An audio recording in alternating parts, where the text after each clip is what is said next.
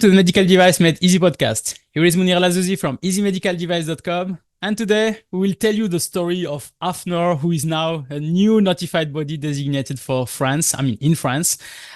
So mainly the idea of today is just to see about the process of being designated by a competent authority, and also anything about how to become maybe an auditor for a notified body. What are the why notified bodies also are maybe too much expensive also. So we'll discuss about that. And for that, I have with me Thomas Lommatzsch. So Thomas, welcome to the Medical Device Made Easy podcast. Thank you, Monir. Hello, everyone. Thank you for your invitation. Happy to be here to be able to answer your question. Great. So thank you again. And first, I want to congratulate you and AFNOR for being a new designated notified body with in France. I know that in France, we had an exclusivity with GMED. Now we have AFNOR, which is great. So congratulations for that. And if you can make just a small introduction of yourself, maybe, then we can start with the different question I have about your success with this designation. Yeah, thank you very much. So my name is Thomas Lommatzsch. I'm the head of AFNOR Medical, which is a business unit inside of AFNOR Certification, which is a larger company. And this unit is in charge of certification of medical devices according to the Medical Device Regulation. So, Thomas, you AFNOR, as you said, was existing before. It's not like just a new actor that is arriving. You were really doing some activities before. Yeah, exactly. We are a well-known certification body in France. We do certification of product, quality management system, persons, etc. In various fields according to various standards. So, and we were doing certification following ISO 13485 before being a designated body. So we already had an activity in the field of medical devices, yes. So you missed just this MDR activity. Yeah, exactly. It was not that.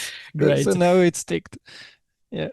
So as we said, you are designated in France. So what is the process for being designated? So the question is mainly, is it a request by the country that says, I want to find somebody and open the ask somebody to be designated, or it's you as AFNOR, you contact the competent authority and you say, I want to be designated, so can you designate me?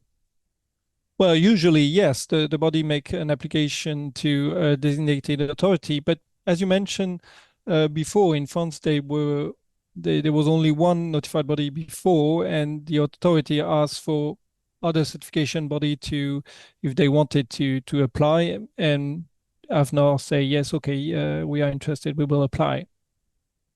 But here, this is the really balance between France, who has one or now two, and for example, Germany, who has, I can't even know, like maybe the 10th of notified bodies. So there is really some, what is the if I can say, the motivation for countries to really designate more and more notified bodies here? Well, it's because, as you know, the regulation on medical device put a strong constraint on companies, and they were a real need to have more notified bodies. So the French authority was looking for to have other notified bodies. As you mentioned, there were only one in France, 10 in Germany, 10 in Italy. So there was a real need on this, and now here we are. Great. So in terms of notified bodies, we also, for people that are maybe listening also, the thing is that you as notified bodies, you are not able to qualify every medical devices. So can you explain more this process of how you can be qualifying maybe some and not others, or why you are qualifying just few products and not all products? First, let me take a step back to explain what is the designation process, because that's not an easy path. That's a long journey. If we take AFNOR certification as an example, after developing quite a system to cover the regulatory requirement, as I've mentioned, we submitted an application to NSM, but this application was evaluated by NSM, who then sent a preliminary report to the European Commission and then to the Medical Device Coordination Group. the commission and the coordination group then appointed a joint assessment team made of international experts to audit the arrangements we had put in place. And following this inspection, we proposed action to address the findings, the remarks that were identified by the joint assessment team. And then these actions were then successively assessed by the NSM, the joint assessment team, the commission. And at the end of this exercise, the NSM produced a final report, and the joint evaluation team communicated its final opinion to the commission. And this opinion was then forwarded to the coordination group, which issued its recommendation on the designation. So you see, it's not an easy path to become a notified body. That's a long journey. So now your question on the codes. The scope of designation of notified bodies depends on the skill of the resources at its disposal, the site auditors, the product reviewers, etc. And this scope is defined using the codes listed in the Commission Implementing Regulation 2017-2185. These codes are primarily used by designating authorities to define the notified body scope of designation, but they are also used by the notified body to describe the individual qualification of our staff members, the product reviewers, site auditors, and also, as you know, to describe the qualification required for assessing a device. That's why we asked manufacturers to identify the codes the medical device belong to. So here it's MDR codes. Yeah. They are calling the MDR codes with the MDA, MDN, MDS, MDT. So those kind of things.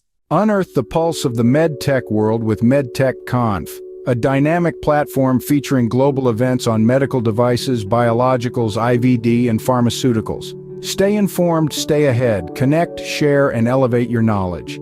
Become an official sponsor. Make your event shine on the map. MedTech Conf, your key to the medtech universe. Remember, the future is now, and it's at your fingertips with MedTech Conf. Yeah, if you need more information on these codes, you have a MDCG document on this. That's the 2019/14. Exactly. And so codes means that you have, if I can say, on your designation, some codes that are specific to that, and these codes define the products that you will be able to qualify. Yeah, exactly. The scope of designation of the notified bodies depends on the skills of the resources at its disposal. By resources, I mean the site auditors and product reviewers. So as you mentioned, the scope is defined using those codes. Those codes are listed in the Commission Implementing Regulation, the 2017-2185. So they are used by the designating authorities to define the notified body scope, but they're also used to describe the qualification of our staff members, product reviewers, site auditors, and we also use them to describe the qualification required for assessing a device. That's why we ask manufacturers to identify the codes the medical device belongs to. And so when you are making an interview of your resources that will be auditing then for you, are you asking them, oh, what code are you able to do, or you are making the interview and then attributing a code to them, or what exactly, how it's working exactly? Yeah, exactly. Well, we study their experience, all the training they had, the experience they have in their previous life, and we look at the codes that could match with those experience. For example, someone that work in a software company, etc., would be able to have the code MDA 315 for software. And sometimes they already know the code, so they say, okay, I'm able to do an audit on those type of codes. But yeah, we have to check that it matches. Yeah. Okay.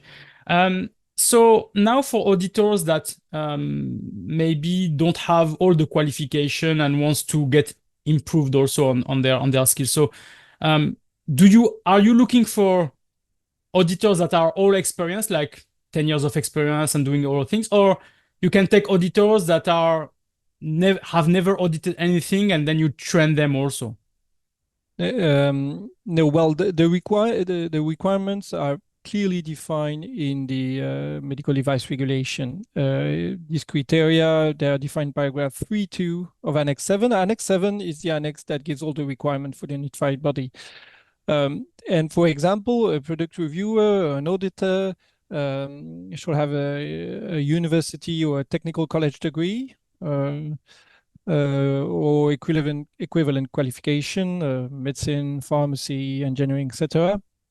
And it shall have, that's written in the regulation, an experience of at least 4 years, a professional experience of at least 4 years, and of which 2 years should be in the design, manufacture, testing, or use of the medical device or the technology to be assessed. And the regulation also provides a list of knowledge requirements that the auditor should have. For example, it should, obviously should be aware of the device legislation, the regulation, especially the general safety and performance requirement.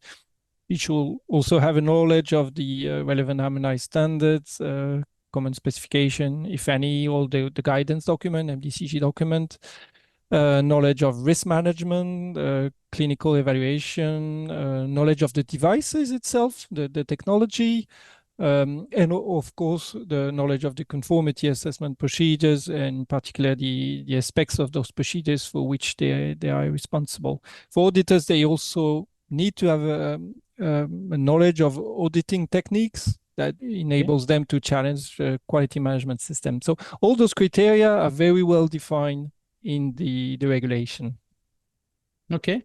And what about, so it means that you can have people that are working on having already this experience and these diplomas and everything. Should they come directly from, for example, France because you are located in France, or can you have an auditor located in the USA and auditing for you? Or is there a restriction on that also? No, there are no restriction. An auditor can be based everywhere in the world. You might have restriction in relation with the language that the notified body is able to use. So during the designation process, we make a declaration, for example, AFNOR certification. We say that we are able to accept application made in English or French. We don't do German, for example. Okay. So obviously our auditors need to be able to make the assessment in those two languages, for example. So it's mainly more language requirement more than where you are based. So if the manufacturer is making an application in French, you will be checking mainly the auditor that speaks French, I suppose. Yeah, exactly. Okay, great.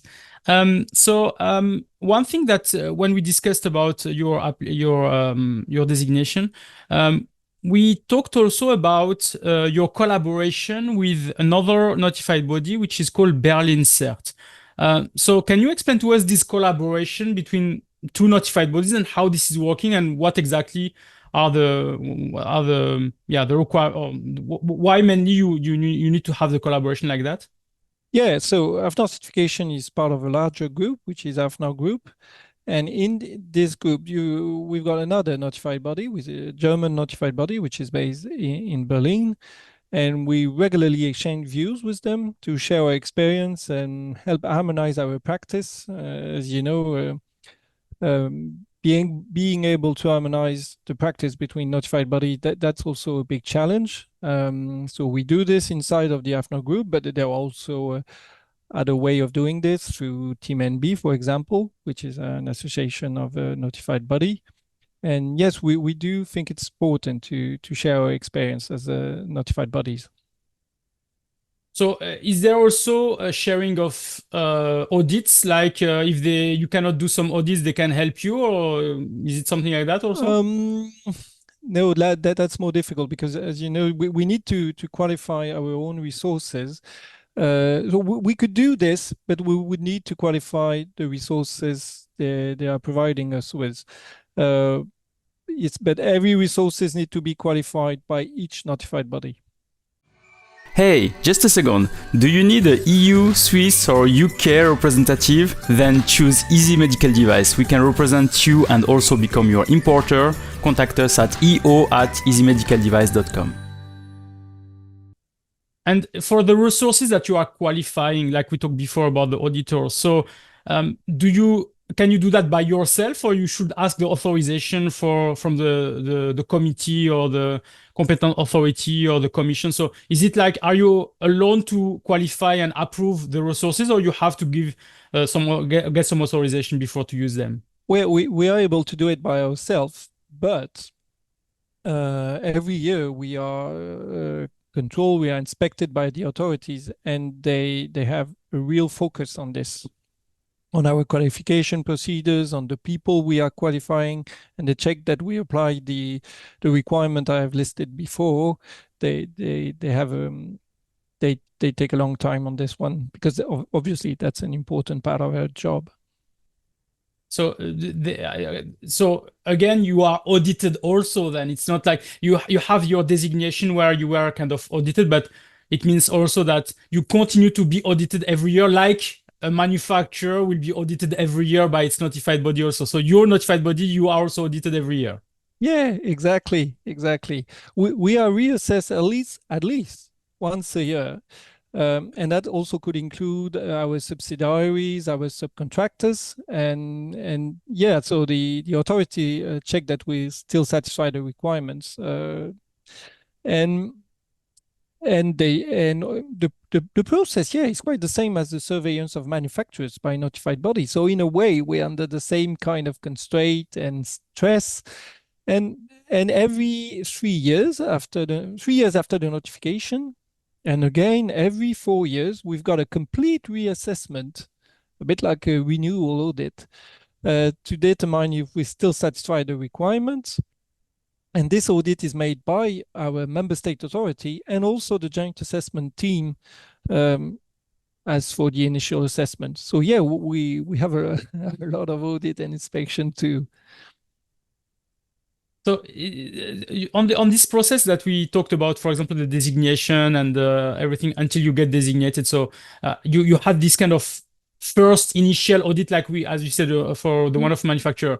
A manufacturer usually is like maybe taking 1 year approximately. When you send all the documents, you get maybe your quality management system audits, your technical file audits, approximately 1 to 1.5 years. How long it takes for a notified body to be designated? Because now since 2017 or 2020, maybe 2020, where there was those applications that were starting. So it took really a lot of time to have a lot of notified bodies starting to be designated. So what is the average time for a notified body to really be designated?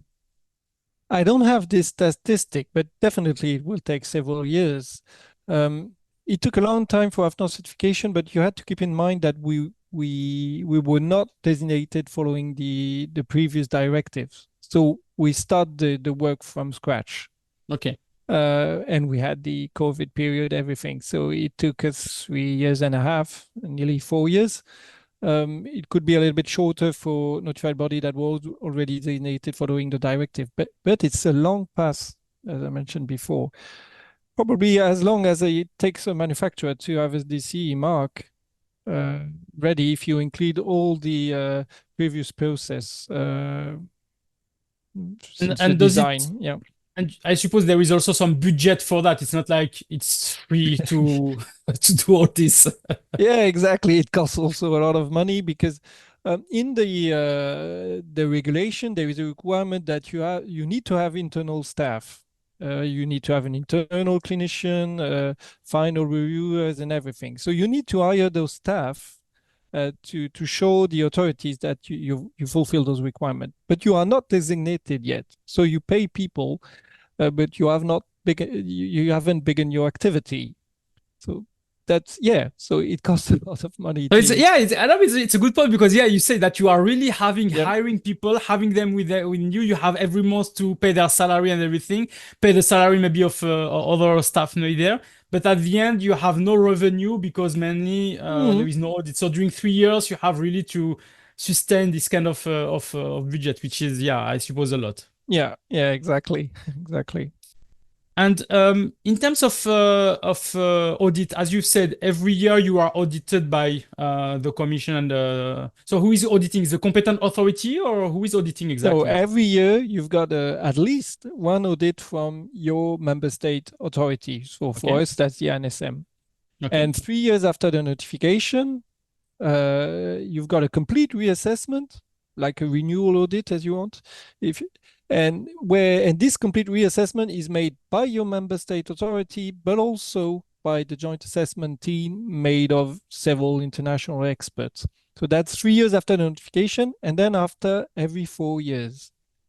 So during this audit, it's the same as a manufacturer audit. You can reserve some observations. You'll have to have some kappa. There can be some major observation, minor. Can you also lose your designation just because of this kind of audit?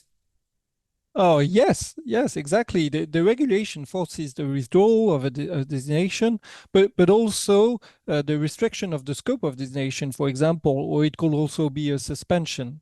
And the provision for such cases are described in the MDR. So yes, that's theoretically possible. So saying that, it's also to tell that a notified body, if they find something that is maybe not good with some manufacturers, there can be maybe some non there.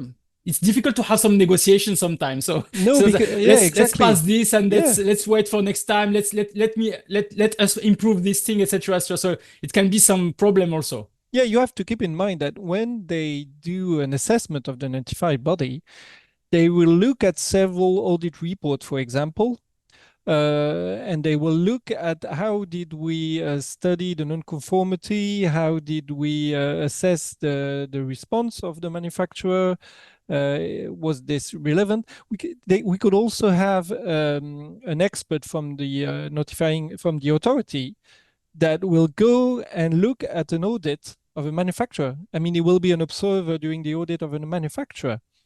So we are controlled in several type of ways, but usually yes, they took a lot of audit report and have a look at it to see if we made the assessment properly. Yeah, I remember you told me that, yeah, that somebody is coming to observe the Yeah. auditor that when he's doing the audit. I never had this experience from my past audits, if I can say, but it's yeah, I never heard about that. So I'm happy you are saying that, Yeah. because it's something that will be surprising even for a manufacturer to say, first I'm audited by the notified body, but the notified body at the same time is audited by Yeah, its yeah. authority, But which keep in is mind that the authority is auditing the notified body, not the manufacturer. exactly, yeah, but it's the fact that Yeah. if the auditor says something wrong, if I can say, it's yeah, it's not good also. So Yeah, it's yeah. why. It's a But bit should you stressful. just maybe for information, should you disclose that to the manufacturer that, yeah, there is also the competent authority that is here to audit the notified body? Yeah, yeah, he's aware of it. Okay. We warn him before the audit. Yeah. Okay, that sounds great. So just good. In case of so do we? I don't know if we have that, but do we? Have you heard about any case of, for example, withdrawal to say we are withdrawing this because the notified body was not doing its job correctly? No, I'm not aware of such a case. I think you usually have extension or restriction of the designation scope. That's more likely.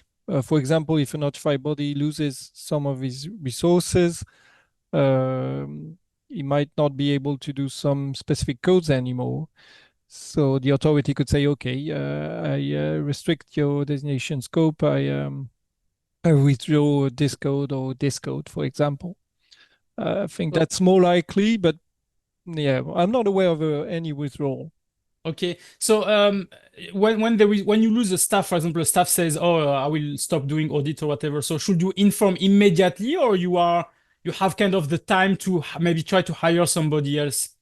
So you've got time to hire somebody else, but you should make sure to have somebody else quickly, because otherwise, during the next inspection, the authority could say, "Well, you haven't got any resources anymore for this code, so I will restrict your scope."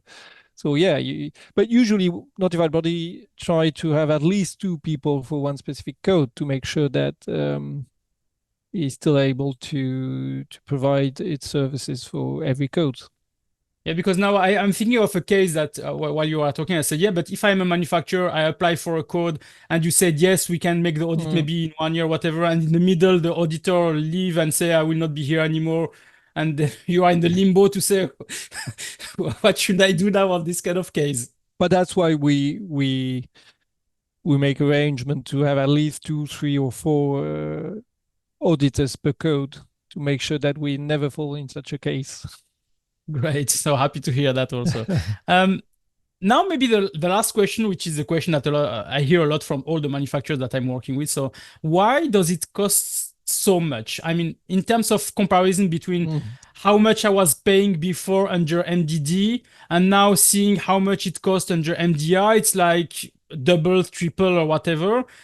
People are asking, what's the catch here? Why are they taking the initial thing was that maybe they take the advantage of the market to say there are not a lot of notified bodies and not a lot of demand, so then it's market and demand. But now we start to have more notified bodies, etc. So is there an explanation of all this?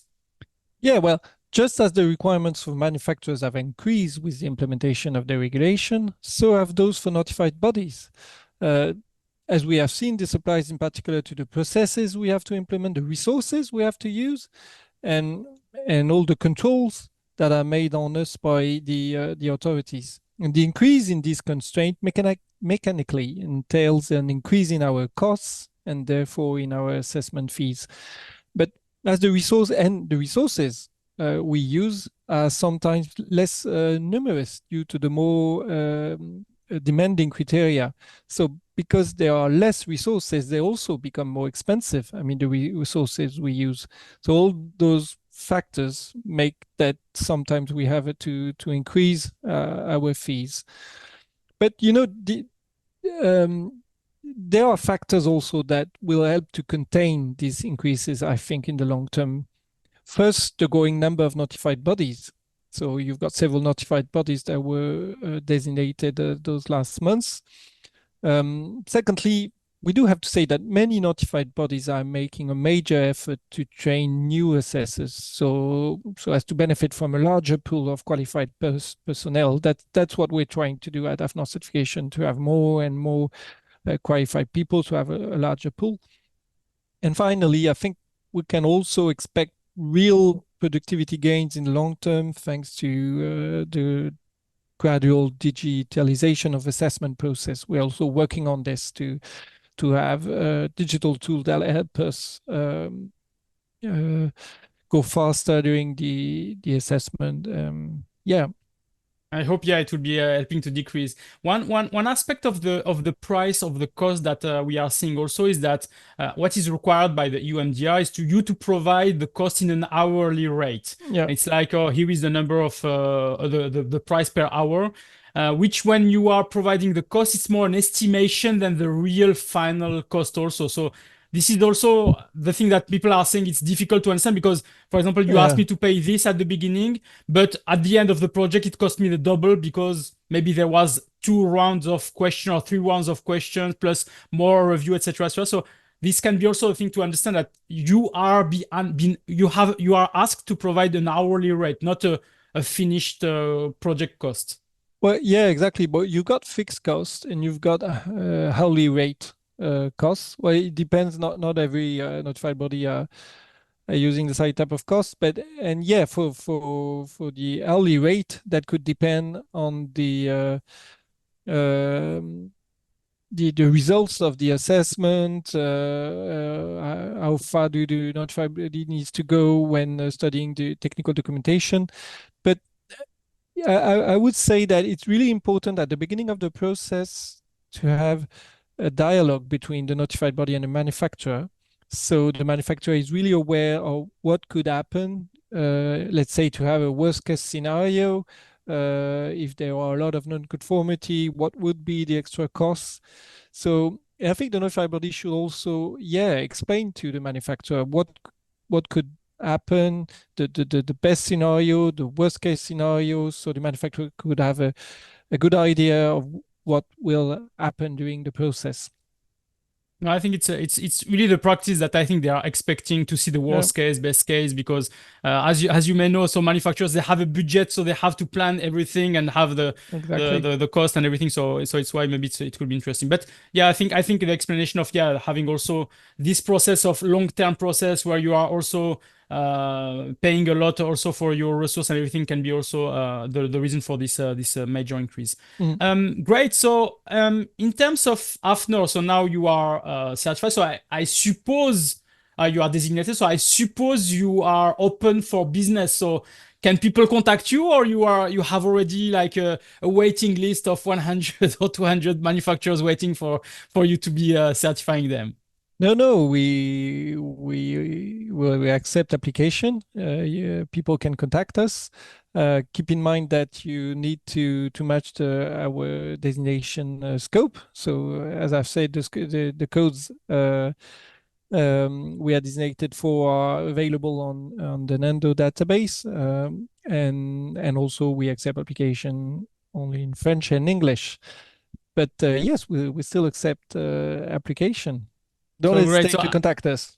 Yeah, I will put your contact details, and also I will try maybe to put the link of the Nando database page so that people can see the codes. So yeah, don't hesitate. Go to check the codes that AFNOR certification can do for you, and don't hesitate to contact them. Yeah, as I said, it's great to have a new designated notified body than for helping you on MDR. So you are just MDR, not IVDR for the moment, or is there a plan to be IVDR? Not for the moment. Okay, so just for MDR people. Great. Yeah.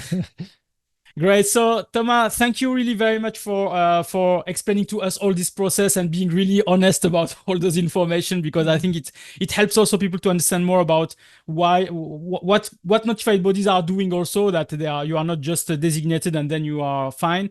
But yeah, I hope it helps to understand, and yeah, don't hesitate to contact also AFNOR certification if there is any question or any need of certification for your medical device products.